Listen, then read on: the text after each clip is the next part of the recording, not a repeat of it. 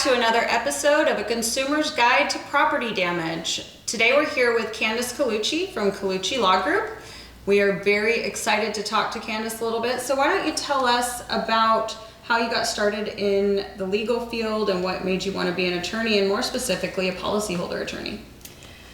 I think, so ever since I was a little girl, I used to get into a lot of trouble and talk back. And so I think that's the classic signs that teachers will go, oh, you're going to be a good lawyer. And so I don't think I ever really knew what that meant until how many times people said that I should be a lawyer, because I would debate back about the rules or what we had to do and all these different things. They were logical debates too, totally right? logical. Yeah. In kindergarten, I made perfect sense, definitely.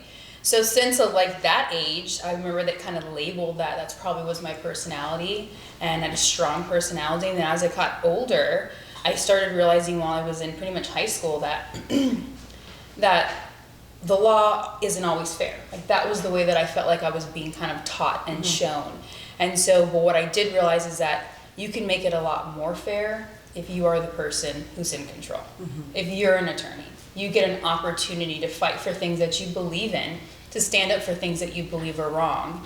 And when I learned that was actually a job that you could do, I realized how phenomenal to be able to be that change that you want to see in the world. So that is how I got the interest into the law. And then it just kept along, and I just persevered on it. Then when I became an attorney, my main focus was, I went to law school to help people, which is very cliche, because most people are like, I want to help people. And the sad part is when you start practicing law, everybody gets kind of money washed, and those morals and ideologies completely go away. And so I knew that I never wanted to let those things go. So I wanted to find an area of law where I could help people and I didn't have to charge them for it up front. That was huge. Because anyone who needs a lawyer, they're only coming to you when your life is really falling apart. So one of the areas that I started learning about was the property damage world, where there are property owners who file claims with their homeowner's insurance, and then the homeowner's insurance company either wrongfully denies it or underpays the claim, and that there are lawyers who specialize in that area. And we do it contingency, so they don't have to pay us unless we recover more money for them. And then in some states, specifically Florida, where I was first barred at, they have statutory attorney's fees, which really says, hey, insurance company, you guys are not doing what's right. And when you don't do what's right, then as a penalty, you have to pay the attorney's fees for that property owner. So now I was like, ding, ding, ding. This is what I always dreamed of. Helping people and charging the people who did wrong to them. Yeah. So that's how I got into this area of law, and so that is our main focus of our practice. We deal with insurance claims. We represent commercial property owners, residential property owners, so from big to small, any of their insurance needs, we fight for them and make sure that the insurance company does what they were supposed to do by fully giving them the money that they're owed. And how often do you find that the insurance company was in the wrong? I pride myself a lot on being very amicable and fair. And that is kind of our reputation, even when we deal with the insurance companies, is that's really the way that we look at things, is that it shouldn't be this big difference. And you should be able, no matter what side you're standing on, you should know who was in the right and who was in the wrong. And that should always be something that you kind of never let go of. And I believe that's your integrity and your morals. And so for me, I'm never just a one-sided person. I can see another person's perspective and their sides. And so when I first started getting into it, I'm like, there's just no way that every time the insurance company acts, that they're acting nefariously and with disregards of the rights and the interest of their own clients. I truly believe that. And I was like, all right, now show it to me. And unfortunately, years later, I've still been doing this. I would say almost all of the time when the insurance company's first behavior, the first things that they do, the first inspection and the first check of money they give you is always usually in bad faith. That's usually what I see. Now later on, will they sometimes make it right once the property owner starts kicking their feet? Will they make it right? A lot of times, yeah, they do. Do they have to always hire an attorney? No, they don't. But at the very beginning, I think insurance companies are trying to see what they can get away with. So they really do underpay the claims and wrongfully deny it. So if the terminology in the policy can lean one way or lean the other, they're going to always make the decision that benefits the insurance company. And that's the biggest violation for them, is that it should always be what benefits the innocent insured. And we've talked a lot about this, and that's one of the things that makes this industry so broken, right? Because you've got a for-profit business that you're telling them they can't do things in their interest, and they should be acting in the interest of their customer, but they have to stay in business, right? And so it becomes this mucky water that causes integrity issues and causes things to happen that shouldn't happen.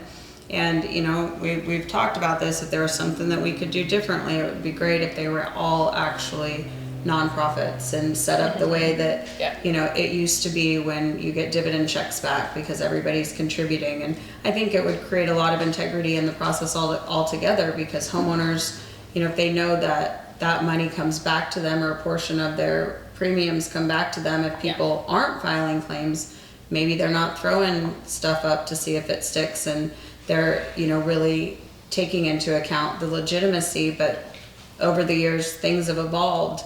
And now we're in this place that we're in now. And, we're here in Florida, and I don't live in Florida. And I don't practice in Florida. I'm in Georgia and, other states, so. But neither of us are here. And the reason we chose Florida is because Florida's kind of like the epicenter of everything that starts, right? And, good and bad, it always trends to the other states eventually. And it usually gets modified, not everything, and some things are more strict and some things don't, come through. But, recently in Florida, there's been a lot of reform. And unfortunately, I think a lot of the things that have passed adversely affect the consumer. Oh, absolutely. That's exactly what has happened. It's the focus of the legislation in Florida has been focused on the actual parties to an insurance claim that at some point in time are helping the claim and helping the insureds to know that they had a claim, to know that they were underpaid. So that is who the insurance companies have been attacking and trying to go after legislatively, because then they can cut them off at the knees with new laws and keep the homeowner uneducated. That's really what it was. And the sad part was, it was based on an entire campaign of really focusing on the bad actors in our industry. The bad actors are the contractors, or roofers, or water dryout companies, or attorneys, or public adjusters. They focused on the small bad ones in order to manipulate and exploit the insured's lack of knowledge. And so that's exactly what they did. They were like, listen, you guys probably don't know, but you assigned your claim over to this contractor, and these contractors are bad guys. They're going to steal your money. They're going to take the money, and they're going to run. And so that there are scares those the crap guys out of out there, people. right? But there's also, and I've said this before, there's bad carpenters, but we don't hear about the bad carpenters. There's bad electricians, and we don't hear about them. And when I'm out training contractors, I explain to them, yes, I do believe that this, for lack of a better word, propaganda is put out there because we as contractors have put ourselves in the middle of a contract between the consumer and the insured, and we shouldn't have. Contractors, in my opinion, need to stay focused on putting on a quality project and allow the professionals that are there to support a consumer through a claim process, like a policyholder attorney or like a public adjuster, support them.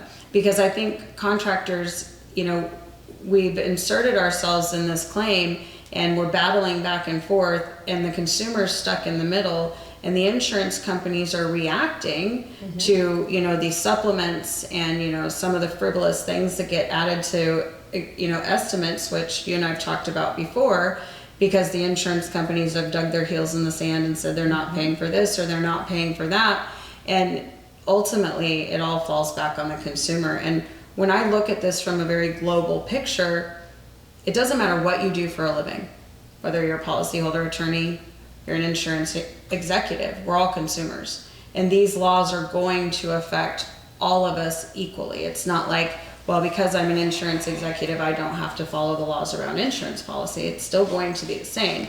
Now, granted, there's probably benefits to being an insurance Yeah, executive. you probably won't need to hire a public adjuster or an attorney if you're working for the insurance company and you have a claim, so the law may not affect you. Right, and the same thing from a roofing contractor or contractor standpoint, right? Yeah. Like, I'm not gonna be worried because I'm gonna be able to do my job and not have to recover a profit in various things. So I understand that, but in general, we're all consumers.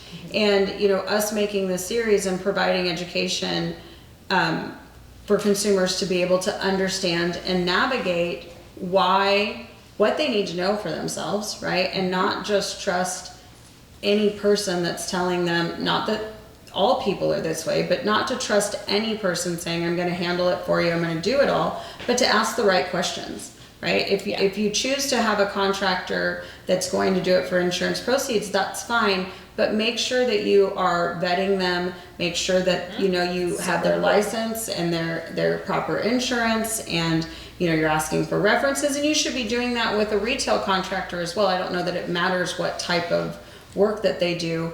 It's just the insurance proceeds contractors, or as a lot of the industry likes to refer to them, the storm chasers, right, are the ones that have the negative connotation.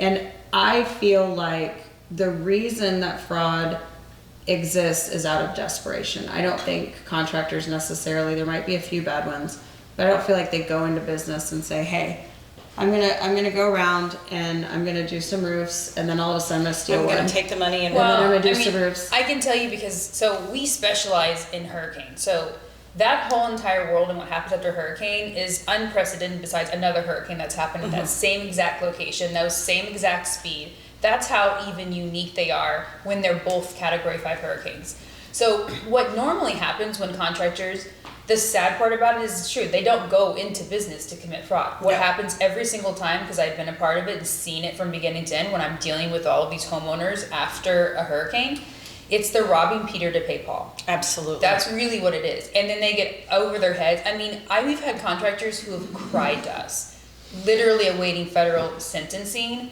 and me trying to work with them to go, listen, I can't take back what you did, but here's what you could do is you could release the AOB back to the client, so then we can go forward and try to get them more money, because obviously you don't have any to give and you're about to be in jail. And so that's usually, it's the road to hell is paved with good intentions. The robbing Peter to pay Paul concept is really usually based on really good intentions. You trying to do this insured's house, even though you haven't been given enough money, but they have a brand new baby, there's mold in the home, that they can't afford to go get another place to live, the insurance company hasn't given them enough money, so you try to do the right thing by going ahead and going, you know what, okay, I'll just go ahead, I'll dry it out, put a new roof on, do some minimal stuff, and then that way they can at least live in it. And so now you're in the hole $50,000. And then you do it to the next person, you're on the hole again. And you think eventually the insurance company's going to pay. And they don't. And they don't. They have made a business on the longer they can wait sometimes to make that second payment a lot of times after they paid initially. They have learned that the longer they wait from that, the less they're going to have to pay out. So they are now withholding so much more money. So now all of a sudden, that construction company who had great intentions is now accounts receivables are at $3 million and they don't know what to do. So the next people who give them money, they're going to use that money to pay their bills or to pay their staff, and then all of a sudden they can't pay for the work that needs to be done on that house. So you can always see in a pattern of when the fraud begins. It's like they overdid, and then all of a sudden they're here, they take the chunk of money and then they run. Like that's what you see there. It's always an intentional thing, because I've seen it so many times. And the sad part is that with the new legislation and all that constant attention that's happening to contractors, it really is a recognition that, and that's what I've tried to say a lot of times to contractors, is like, it's a recognition that you guys were doing great work. Like that's what I look at it as. Like I'm like, you have disrupted an industry, especially roofers. You disrupted it so much that they put millions and millions of dollars into lobbying to figure out how can we make laws that are specifically to tell a roofer what they can and can't say. And the only thing that the whole concept was, you cannot in the state of Florida be a roofer and go and tell an insured, this may be an insurance claim. Like, I'm looking at this is damage, and this damage is normally covered by insurance. I haven't seen your insurance, but you know what? You should probably call your insurance company. I mean, that was literally how far they went. And it wasn't necessarily because of them doing anything wrong. It was because they were doing so much right. So many claims were being originated from a roofer who came there when the homeowner called and said, I have a leaky roof, and the roofer comes out there and gets on the roof and goes, hey, there was just a hailstorm 3 weeks ago. I'm like, this is indicative of hail damage. You should probably talk to your insurance company because it may be covered under it. That was their fear a lot. So now that we have these laws, whether were created just because they had inserted themselves in the project in the process, or whether it's because they were doing such a good job that the insurance companies are furious about it, now you have to take that into account and now amend your behavior. And the real reason why, if you're looking at it from a fair side and what would make sense and what is ethical, is that a contractor and everybody else along the ride stays in their lane. Like, if my job is to push the go button so the ride goes, that's where I need to be stationed. Because if I'm not there, on people. Yes, exactly. And if I'm not the engineer who's gonna fix it, I definitely shouldn't be grabbing the girl who was tearing the tickets at the front and be like, hey, by the way, looks like this roller coaster is going off the reins. Can you try to figure out if you can get it fixed or not? Yeah. So it's because we should respect each other, everyone's position, and that way we don't cross any laws, because obviously now practicing public adjusting without a license is a felony and they're coming hard on it. Being a contractor who doesn't follow some of the rules that some of the states have said, they're going to start coming hard on you. So it's so important now you recognize those new parameters and really stay into them, because I've always tried to educate the contractors by going, hey, the reason why you really should be doing is it's better business for you. Like, do what you do well and let the other stuff go to the public adjuster or the attorney, and sit back and stop that. Because now you're just, not only are you risking going to jail at this point, but you're also now cutting into potentially your profit margin that could exist, because now you've had to hire an insurance expert and this and that and all these other things. And so from a consumer perspective, it's important for the consumer to just understand that there are so many different pieces of an insurance claim that exists that the insurance company doesn't want you to know. No. So if you find a great contractor, fantastic. But what that contractor should not be doing is interpreting your policy, because that is law. That's what that is. That's what's interpreted. If you want to know what the definition of in your policy is, that's law. That's going to tell us. It's going to tell us what those words mean. So if you need to understand your policy, if you need someone to negotiate because you've been underpaid, that's not the contractor. And unfortunately, if this contractor does these things on your claims, even though they're being helpful, almost every time you see it, they are trying to be helpful. They're like, I think I can make some phone calls to the insurance adjuster and talk to them a little while, and I think I can get them to explain how this has to be put together, and they're going to concede. Like, it's gonna make sense. Like, you absolutely can't do the job the way this is, the way it's written down. So let me just talk to them. That's what they're really trying to do.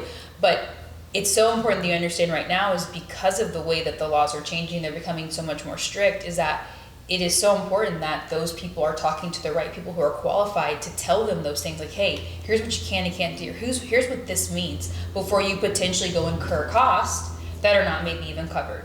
So, and a consumer should be excited and go, hey, now I'm understanding. I need a contractor, I need potentially a public adjuster, I need potentially an attorney. Like, those are the people that I should be looking at as my experts in it. And if I don't even want to hire an attorney yet, like we've always said in our firm, Colucci Law Group, we will give free advice anytime. Like, call us with your client, or have the client call us and say, hey, I've got a question about my policy. I've got a question about this. Can you tell me what type of coverage I have? Yes. Or, if I do finance my job, for example, and we'll talk about that a little bit more in a minute, am I going to get reimbursed by my insurance company, or should they reimburse me, right? And what if they don't reimburse me? Then what happens? I tell contractors when I'm out on the road, our lane is really simple. I heard this from another contractor back in the day, and it made sense to me, but is it broke? What's it gonna take to fix it? And how much does it cost? And I think that one of the things that has happened over the course of kind of all of this going off the rails a little bit, I think obviously contractors have gotten, as you've all said, way too much into the middle of interpretation of what they have and what they don't have. But I also think that insurance carriers have stepped over the line as well in telling private business owners, private contractors, what their profit margin should look like. Oh, yeah. That's a big problem, because you have adjusters blatantly saying you don't deserve to make more than 10% on this. Happens all the time. Yeah. So although we need to stay in our lane as a contractor, we also have to understand and make sure that they're staying in their lane. And it's people like you that actually allow that to happen. Yeah, no, it's true. And part of it too is us forcing them back in their lane, right? Like it is a learned behavior. And we, as an industry, have been negotiating claims and have been talking to adjusters and negotiating on the scope of work and negotiating on the pricing and all of those things. And so, you know, when they don't call anymore, but when we would get called by adjusters, you know, it was a very simple, hey, Mr. Adjuster, I'm really sorry. But there are laws in place, you know, that actually specifically prohibit me from having these discussions with you, because I'm not a licensed attorney or a public adjuster, nor is this my claim, and I'm not in contract with you. However, if you want to talk to your insured and your insured has questions for me, I'm happy to answer them. And, you know, I can send the insured an email with a detailed explanation of why drip edge was required, or why starter is required, or why that has to be reflashed, or whatever the questions are. And the insured can do with that information whatever they want. If they want to send it off to their insurance company, then great. If they want to take it and read it and explain it, that's fine. But after a while of doing the same thing over and over, they don't call anymore, you know, but you have to put your foot down and say no, and we're inclined to not. We're inclined to want to advocate because we do care. And it is a very hard step to pull yourself out of the claim process as a contractor. And, you know, it has to start somewhere. It does. I think the interesting part about, I've talked this before about contractors too, as I said, there's been instances also where we see like a version of entrapment, where the insurance company is pushing the insureds to get their contractor involved. Where we've seen it before with a couple carriers where they have literally said, we're not going to issue any more payment until you have a signed contract with the contractor. And then we talk to the contractor. I mean, that is stuff that they will say. So they're pushing the contractor into it. So it is why it's so important that you understand where that line's at and you stay there as a contractor in that lane. And then you reinforce it, because it is true. The insurance companies, they know who they can get away with certain stuff. Like when I talk to contractors and I say, when they come to me with some issue that they say the insurance company, you know, asked this. And I laugh because I'm like, never would they ask us of that. Like never. Right. Like they would not want to embarrass themselves enough to have the balls, especially once we get into litigation and it's attorney on our side and attorney on that side. There are some arguments that they will make to contractors, and I always tell them, they are putting you on that hamster wheel. You got to get off. You have got to make the conscious decision to get off, which is why we've done so much encouraging of, here's what you do in the process, and it needs to be referred out. Like you've got to get it to the right people, to a public adjuster or an attorney to handle it, because if not, you now in essence are trying to help it, but really they are asking you, they're just trying to buy time. They're asking you all kinds of ridiculous stuff. Delay. Like, absolutely. Like, you know, why do you need this? Why do you need porta potties? Why do you need that? I mean, like all of these things, and I'm like, no, they would never. They're not going to go to that degree when it comes to the right people. Right. So it also helps them out to know, hey, there's all these other benefits for why you shouldn't be dealing with the insurance company, because they're just trying. They know. And I always say this, they know that for every minute they can keep you on the phone, researching, sending an email to them, that you are not out there potentially finding other insureds who are being taken advantage of. Wow, what a great point. Yeah, that's truly what it is. I'm like, that's what you got to think about when you're looking at it, you know? And it is so much true is that the insurance companies they're not staying in their lanes at all. They ask things that are not in the policy. They demand things that are not in the policy, you know, demanding 3 estimates, those things, they're not in the policy. I mean, I always say what you say back to them, if you're a actual policy holder or you're advocating for them legally, is you say, please show me where in the policy it requires this.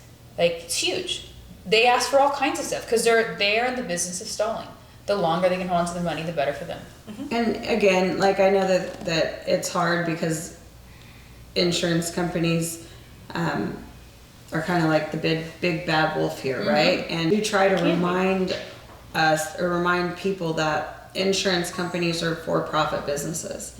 And things are not going to change until either there's changes in that whole industry and how that's regulated and what that looks like, or policyholders start to demand something different, meaning voters, right? Voters are up there pushing for different legislation. And what happened in Florida happened because policyholders have not been advocating for themselves, because contractors do, right? So it's multifaceted for me when I talk to contractors about getting out of the middle of the claim process. And, you know, I try to teach them to do a retail bid where your bid never changes. So whether I bid your home and you have an insurance claim or I bid your home and you don't, the price is exactly the same. I know what I need to stay in business. It doesn't change. It's not like I'm like, ooh, your insurance company's gonna pay. Let me go out another 10 or 15% on this. Like, my price is my price all the time.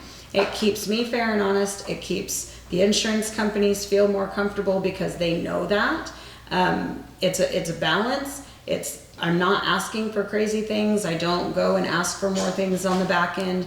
The homeowner's educated in the process because I direct the insurance company to them at all times. And I too say the same thing. I say, look, if they ask you for something that seems confusing or odd or different or whatever, just ask them to show you where in your policy you have to do that. And if you do, then you do. Yeah. But if it's not in your policy, it's my understanding as a policyholder myself that I'm not bound to that. Yeah. You're not So required. that my contract with my insurance company is my policy. It's not the other things that they say outside of that. Yeah. And I use an example of one of the biggest challenges that contractors have is it's like buying a roof. Okay, like I'm gonna sell you a roof and you're gonna sign my contract, and it's all fine and good, except my dad's actually gonna pay for the roof, right? Yeah. Or your dad's actually gonna pay for the roof in this case. You're signing my contract. Your dad's gonna pay for it. You're signing the contract. We don't know when your dad's gonna pay for it, and I don't know how much money your dad's gonna give me for it. Nobody does business that way. No, at the end of the day, your dad doesn't have to pay for it because you signed the contract, so no one's going right. to. So how do I go to your dad and collect? Right? And we talked about this, why the assignment of benefits came around and why that was necessary, because, you know, I've seen it where policyholders get a check back in the mail and the contractor's not on it, and they don't give it to them. They don't give it to Yeah, them, and they ghost them, and these guys have done work, or you know, the contractors have put work into it and they're losing money, and people don't understand it's not free money.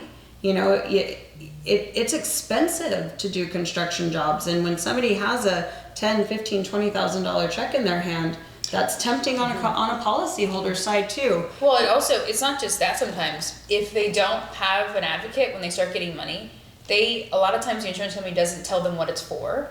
So there's also an innocent kind of theft that happens where you really owed the contractor who did the roof money. You get a check from the insurance company, and the insured just thinks that that's for their interior damage and not even for their roof. So that's what happens a lot of times, because they didn't send it. The insurance company sent the check with anything else. So a lot of times they're depositing the check thinking, well, the first check that came I gave to my roofer, and I know that he's waiting for more money, but this check has to be for my interior because I need money for that, and I don't have any money for that. So a lot of times it's just that.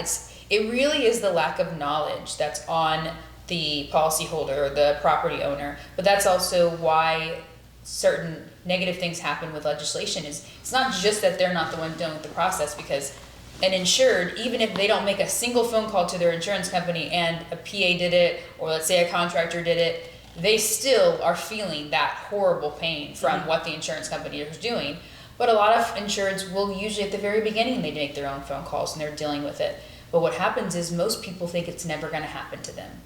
And so the insurance company makes out like Band-Aid like that, because you maybe know one person in your life. If you just think about back in the day, if you're like, how many people do I know who's filed an insurance claim? You probably won't know very many people. Most people never file Most people an never do. insurance claim. If you're in a hurricane area, and a hurricane hits there, you'll have a whole entire neighborhood, but you guys are like on an island.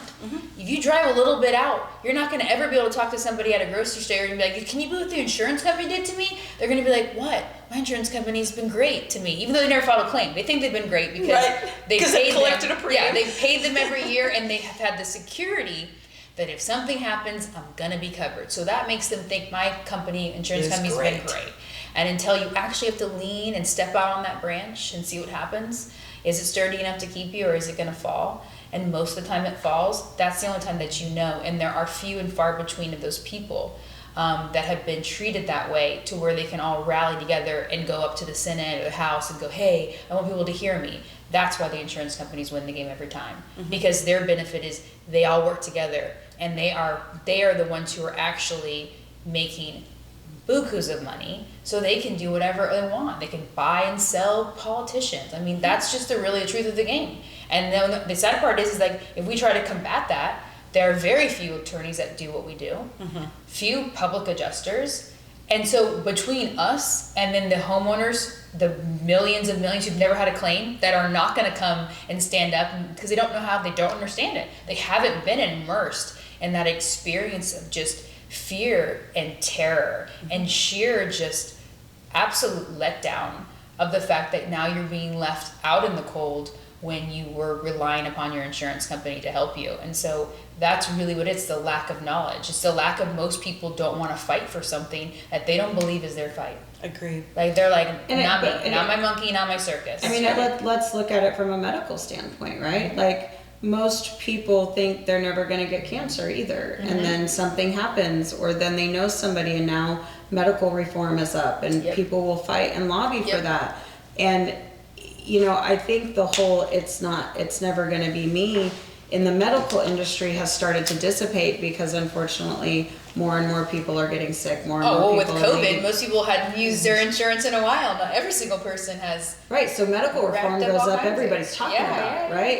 It's not the same, but with a homeowner's insurance, it's just different. And that's a lot of why we're doing this. We want consumers not to fear their insurance companies because insurance companies are necessary. You have to have them. They're a risk management program. Yes, they're for-profit business, the majority of them, but they're a necessary part of society's existence. And the matter of fact is that we just don't know, and people don't know what they don't know. And it's our responsibility as voters and as homeowners to learn so that we're making the right decisions and we're putting the right people in office and we're paying attention to the legislation that's being passed or up for what do you call that when it's up for review? A session? Well, a proposed legislation? Yeah. Oh, proposed legislation. Hold on, I was like, there is a word and I know I need it. Okay. That they're paying attention to the legislation being passed or the proposed legislation. And how it affects them. Yeah. Because I understand. Or just listening to both sides. Like, I've always said that. I'm like, listen, if you're not sure about what something means or you're going to vote on it, make sure you've heard both sides of it. Because if you listen to both sides, just a little bit on each side, you're usually educated enough to see where the actual truth lies. It doesn't make sense. Yeah, it's like it's anybody who's ever come to me and now they've been hearing what the news is saying about insurance and now all the other companies that are going insolvent, bankrupt because now they're all afraid and now they've been told by certain people that the problem is these contractors and public adjusters and attorneys and I laugh at that. I'm like, the problem is that you guys are being forced to now pay claims that you didn't have to pay fully before because there weren't very many of us who knew how to advocate for them. And you actually banked on that when you wrote these policies. 100% You knew that you were going to pay on one in every 2,000 or whatever the number was, whatever that statistic said. And so that's what you judged your risk on. And then when time came to pay up and it was, a hurricane and 5 out of 6 homes needed some type of repair. All of a sudden this is a problem. Yeah, they didn't. It was, and yes, they're a company that has to make a profit. Absolutely. What has happened is that it's the gap, it's the greed, it's how much of a profit they want to make because they could change their model and go from this profit down to a little less, which meant they were paying out more claims generously. We have an insurance company who is notoriously really amazing at paying out claims all over the country. I mean, if anyone asks me what insurance company you should go with, I'm like, you should go with this company. I'm like, I can tell you, because I'm fair, that this company used to be the company that if somebody came to me, because we do a lot of town hall meetings, we do a lot of educating, homeowners, especially after a storm or meeting with commercial property owners. And so if they came to me and said, hey, I think I've been underpaid, this is the insurance company I have, and they gave me all their paperwork. If I knew it was that insurance company, the very first thing I said is I'll be like, listen, go get an estimate from a contractor and give it to this company. More than likely, they're going to pay it. They're going to pay it eventually. They're not the first payment. They never want to pay it the right way. But afterwards, they probably will. And that company stood alone and had the reputation for a really long time. But now they've changed. They've changed their model. They sold the company. They have big wigs that are in there now. And now the new setup. So now the new setup is how much money can we make? And you can watch that change in that company go from where they were definitely going to pay things to now, if my mind's blown of the things that they're not paying for and how much they're fighting on everything, especially considering the fact that they used to be a completely different company with a completely different morals. So that's what you can see. I don't know what their profit margin was back then, but I know they had stayed alive for a very long time. So I don't think that they were hurting anywhere. But I can tell you now with this new model, their profit margin is going to quadruple. And now they're owned by private equity or whatever their situation is, and they have shareholders that I mean, it does. You can see, I can think of two companies, exactly the same thing. Over the past 15 years, you've watched the model change, and it all started with the expectation by shareholders of what exactly that they expected to earn. That's right? Exactly what's happening. Yeah, they're like, these are the numbers I expect to see. No ifs, ands, or buts about it. And so it's a sad place to be at, and the only people losing are consumers. It is absolutely sad. So, you know, in kind of circling back a little bit to the cost incurred side of things, right? So we have found, or I've found, in the contractors that have, you know, taken on and adopted my model of doing just a straight retail bid, always the same, prices don't change. Obviously change from house to house because every house is different, but they don't change situationally. How does, you know, cost incurred, cost spent benefit the customer? How does that affect you as an attorney? Does that make it easier for you if, you know, the scope or the job was approved as far as, yes, it's a full replacement, the homeowner understands that they have full coverage, that they have to pay their deductible, and whatever they do get reimbursed would be less than their deductible? Does that make that process cleaner and simpler for you if you were have to step in at the back because maybe the insurance company decided to be difficult? We have found that we don't have a lot of difficult insurance companies. Maybe the very, very beginning they push a little, and it's, you know, required an attorney letter here and there. But for the most part, it's not as challenging as what we're currently facing. Yes. So the cost incurred concept is that the actually the damages that the insured has technically undergone and is now looking at, if all of the repairs are done, or even partial of the repairs were done, that now becomes the cost incurred. It becomes, I've already incurred this cost, and here is my invoice and my proof of payment for that cost. Those things together, they do have a value when it comes to an insurance claim, because you have certain provisions in your policy that require you to actually incur the cost first. And so those two different areas are depreciation. So if you want the depreciation, that RCV, that replacement cost value policy that you have, they will have withheld the depreciation. So if you want that back, you have to show that you incurred the cost. Right. And then the other thing is for law and ordinance. So if you have anything that's law and ordinance, you need to incur that cost. So if you've already had the work done, then now you have two different areas under your policy that you're going to technically get the max amount of money back that they wouldn't have withheld from you. And you have to put it So forward. if you weren't sure what law and ordinance is, just make sure that you go back to Vince Perry's episode where he goes through and talks about policy a little bit more. I don't want to fixate on that now, but we do explain that in a previous episode. Perfect. So now that you have the cost incurred, you now get access to that other money that the insurance company is going to hold back from you. And so now you're accessing that money. That's number one. And then number two is that it also allows the process to be a little bit less difficult, because when it hasn't been incurred yet, the insurance companies are like master negotiators at the end of the day. They want to figure out how much money they can save. So if you send them just a bunch of estimates, or and even if you hire us and we're basing it on estimates, The insurance company sees it as an opportunity to negotiate. That's all that they see it as. They don't ever see, see $50,000 and think that's absolutely $50,000, we'll do it. They usually want to figure out how much can they save. Can they even do it for 48? Can we do it for 40? Can we do it for 35? But when you've actually incurred the cost, it's less opportunity for the insurance company to negotiate with you, because now they know you've already paid someone for it. So as much as sometimes insurance companies can be made out to be this monster, I do think that their actual empathy comes in when an insured's been forced to already pay something, even if it's been paid a little bit more. I see more of that empathy come from them, where they're like, okay, that's already been paid, they owe it. If I pay anything less than that amount of money that's there, that means I know for a fact the insured has to come out of their pocket for that, or it's coming out of another area of what they need. So it does help in that instance, is that it allows less opportunity for them to negotiate. Now, make no mistake, they still may negotiate. And there are times when they believe you've paid too much and they won't give it to you.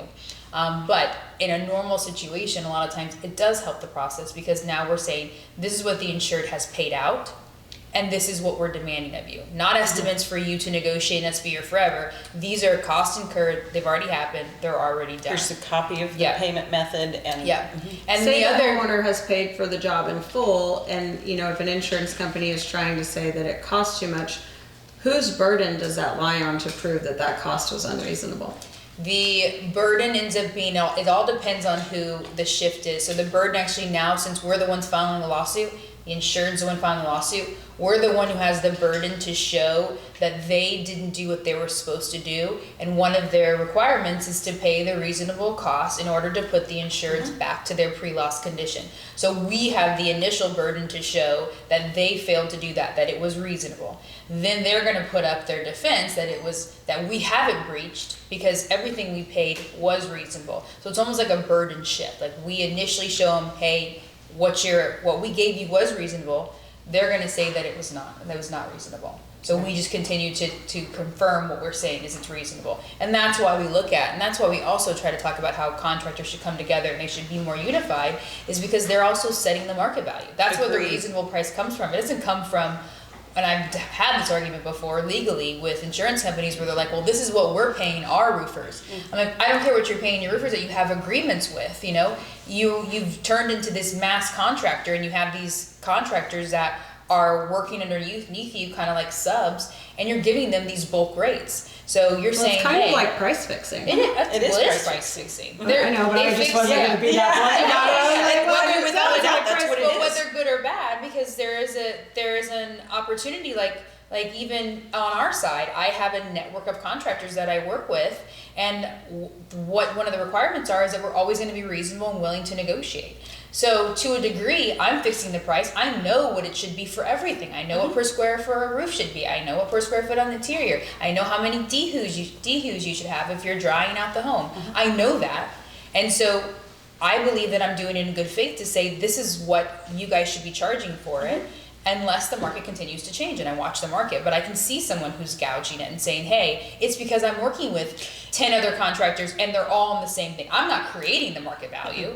These contractors who are all here doing the right thing are creating the market value. And on the flip side of that, you can see the players that are coming in and underpricing and probably producing poor quality. Yes. And you can see that they stand out like a sore thumb, the same as what the guys that are gouging over here do. Yeah. So it's like, these guys aren't doing it right. These guys aren't doing it right. But if you look, like you said, at your core network group of people that you know and trust and you value that they're doing it the right way and being fair, it's not hard to see, what the true market price is. Yeah, where the true average is. And so the insurance company's misconception that they believe they know what it is because of the people that they have, it's so funny because they use it all the time, and I'm like, it's irrelevant that you shopped it on your marketplace, because you are forcing all of your guys to literally go underneath the market, because you now dingle this carrot in front of him and you Promise say, some volume. yeah, you're like, hey, volume, like, we'll get you this many roofs, like,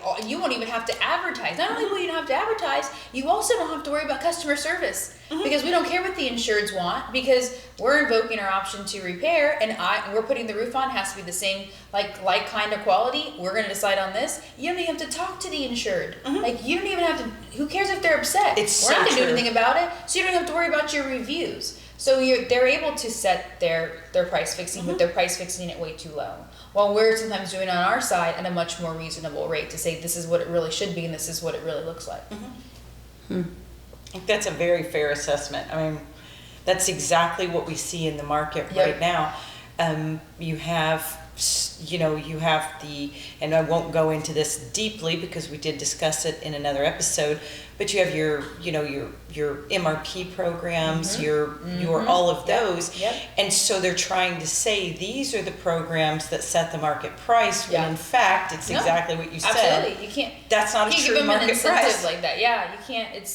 It's not all, and I can tell you they're not letting the market set the price. They're forcing the market to be that way. Like that's exactly what they're doing. And the other thing that's a benefit of in the incurred cost is that when you're dealing with insurance companies who failed to do their job, the one great marker that they love is the desperation that's created over time from a property owner. So when you've already incurred the cost, then especially if there was by way of means of potentially financing it or some other option, or if you did an assignment of benefits and the contractor is the one fronting the money for the job, and you have a better situation to go forward because you're not desperate. You're not living in a mold infested house to where now when the insurance company is making offers while we're in litigation that are super low still, you're not desperate to take it and go, okay, I don't care. I'll take whatever that is, even if it means I have to paint over this mold. Go home. Yeah, even if it means that I'm not going to be able to fix my baby's room or my master bedroom. Like I'll leave it like that until I get more money from my retirement. I mean, that's the conversations that insureds have a lot of times. So the incurred cost, especially who incurs it. So the insured's incurring it, but is it through financing or is it through a construction company that is self-financing it? Is such a beautiful thing because now we can litigate until the cows come home to get every dollar that you're entitled to. And their home is okay. Yeah. And they're at least living in safe conditions because we have so many insureds that are actually in unsafe conditions because of the insurance company's failures. Right. So I guess I would have a question about that. Is you mentioned, whether it be financing or whether it be, the contractor is self-financing, whatever. Is there a preferred method or is there a method that the insurance company or the insurance carrier is less likely to battle? Do you know what I mean? Because I will give it for instance, in one of my states, if the customer, the homeowner, presents a signed contract with the contractor and a down payment, whatever that down payment may be, that state looks at that as there's been money transacted and that's a cost incurred contract, right? Because they're legitimately and legally liable for whatever the number is that they signed for, even if it hasn't been paid in full. Is that something that still there's too much gray area? No, so that is actually, so for the depreciation that you wanted to get back in that policy, that has to show, you have to show the actual invoices. Now, law and ordinance is exactly along those still lines in most states, is that you have to show that it's incurred. You don't have to necessarily show the invoice, that's one way to show, but the other way you can show is that you have an actual executed contract with a contractor that shows that you are now indebted to this contractor for this amount of money. So it can be seen as an incurred cost. Okay. Now, what if the policy says spent and not incurred? Yeah, so if it's spent, then that absolutely you're gonna need the receipt. So like depreciation, the way the depreciation works with people sometimes, are very confused about a lot of times. Whatever the amount of money that has been withheld plus what they've paid, that total number that creates your RCV, you have got to spend that amount of money. Right. If you don't spend that amount of money, You they're don't not get going to it. get it all back. Correct. So if you spend some of it, then you'll get some of it back. And you have to see what area that depreciation's in, because a lot of people don't realize that it's mostly usually in your roof. So they may not have gotten the roof done, they got stuff on the inside done, and then they're like, oh, my depreciation. I'm like, no, because it matters in what areas you put it in. Right. Where actually the insurance company has now depreciated is where you're going to get that money back from them. You'll have customers do that and they'll say, well, I don't really want to do the gutters. Okay, I mean, that's fine. I can't force you to do the gutters, but I need you to understand they're not going to pay you the depreciation. They're going to give you the ACV, which is what they say those gutters are worth today.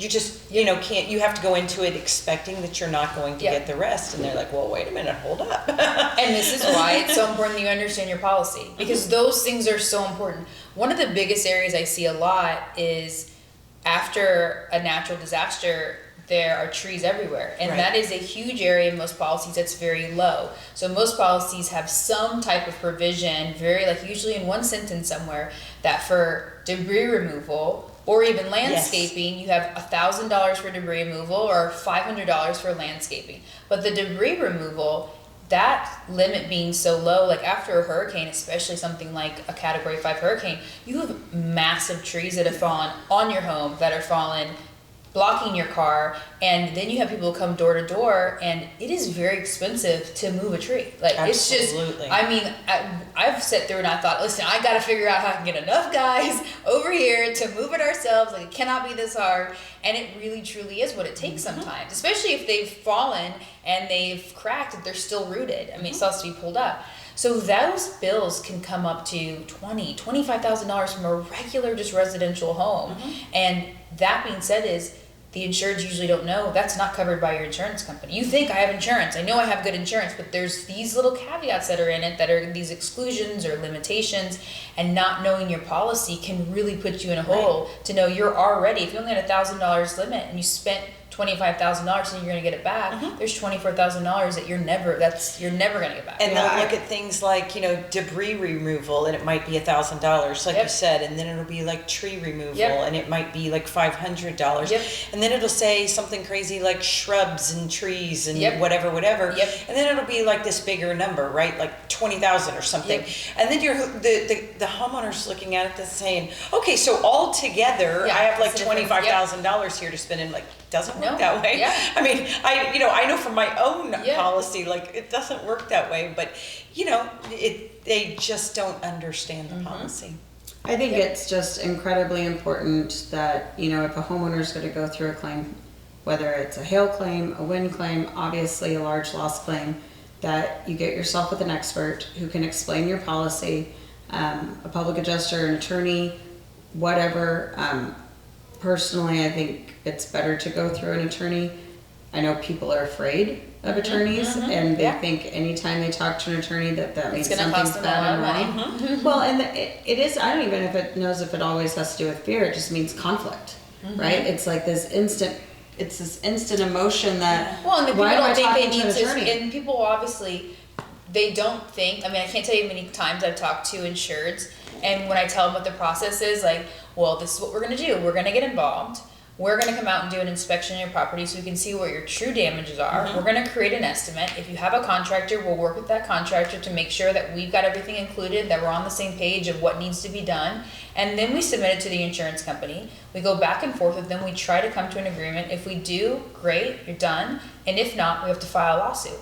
I have seen them so many times when they hear the word lawsuit, they're like, I'm going to sue my insurance company. And it's so funny because it's the beginning of the process. It's really the beginning of the process where they're the most, I've had clients who've said to me, okay, well, I don't want to sue anybody. Like, I don't want to sue them. And it's funny how much that will change 6 months down the road, where they are literally like, can I put a firing squad? I've had clients who are like, the only way that I'm doing this is if there could be a firing squad at the end of trial. I was like, listen, man, okay, it is not 19. I go, okay.